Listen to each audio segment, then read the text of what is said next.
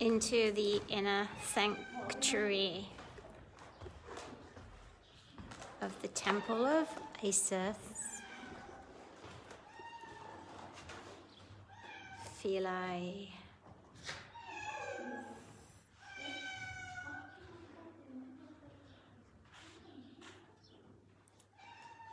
So in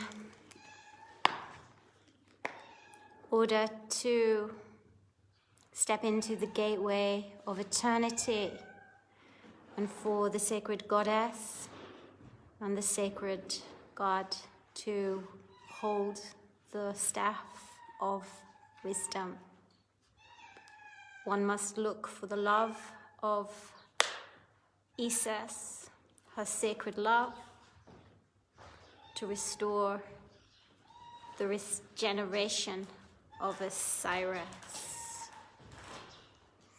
See how important sacred love is in this story.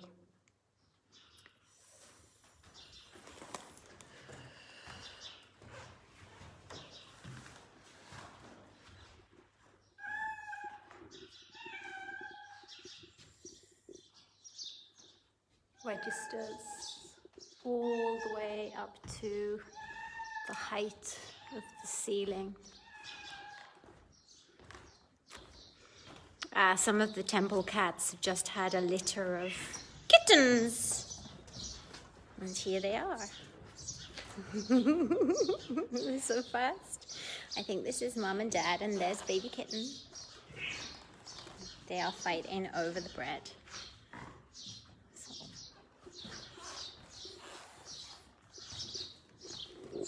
Okay, we're going to work in here. I'm going to take you back into working here. So let me just set up on the altar. I'm going to have Isis and Osiris behind. Let me just switch you guys here. So I'm here. Okay. So important, the Thorian fusion or aspect of Isis. Osiris is standing on the throne. They are both holding the staff of wisdom. They are both standing in sacred love. So the temple scenes are incredibly easy instructions, however very difficult initiations to ignite within ourselves if we are held in the density of toxic, elite power structures, systems, and of course programs that deny us the access to advanced ascension. And so advanced ascension means that we put on our wings again in terms of the creation story, and we exude and we radiate the kind of frequencies that are the keys to unlock the third dimensional timeline. And this is why I work at the temple sites, because when we enter the Holy of Holies, the most sacred of places, we ignite those parts of ourselves too. I'm here with a group, we're on tour in Egypt, and we are in pilgrimage. We are honoring the ascension gateways, we are honoring the stargates, we're honoring the creation story. We know that we stand in the gateways with the gods, and we know that we come from the stars, and we know that we will return to the stars no matter what. And this is it, because we must begin to mobilize very quickly together in order to restore the stargates of our planet, which are currently being dumbed down by the collective frequency controls. So it's massively important that we sacred honor ourselves, we sacred honor others who sacred honor themselves too, and we sacred honor our planet, and we sacred honor the creation story that has been left as an imprint, as a legacy and a testimony for advanced ascension for many millennia. And in this millennia, we must not only dream of a creation story, we must absolutely dedicate ourselves to creating it. So, may we stand in the gateways with the Creator gods. May we resurrect the Creator gods. May we recognize, acknowledge that we are the sons and the daughters of the Creator gods. May the components of the Creator gods be restored and regenerated within ourselves, so we can once again remember our own creation story. For we are one, for we radiate in universal frequencies that totally recalibrate third density reality. This is really important stuff. So when I'm out in retreat, when I'm moving under the radar in terms of social media, I am working at the sites, I'm working at the gateways, and I am restoring my frequency because these times are exceptionally difficult in terms of the density of the planet and the way that the collective is being driven during these times. So we must step into the exceptional and the extraordinary kind of metaphysics that totally rewrites the density. So this is not about pulling off our information from social media. This is not about meditation techniques and pulling our techniques from social media and maintaining a quality of density that flatlines our existence. We are looking for the extraordinary tools of metaphysics.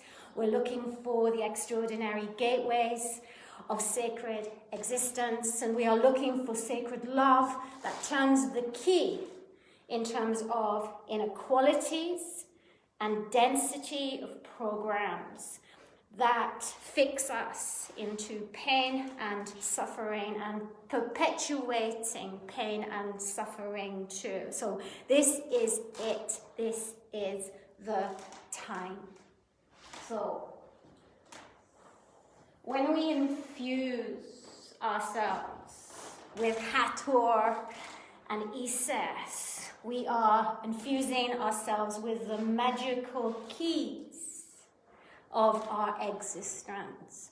And we think and we feel and we speak in frequencies and codes that can truly aid and influence a higher frequency in each person we meet.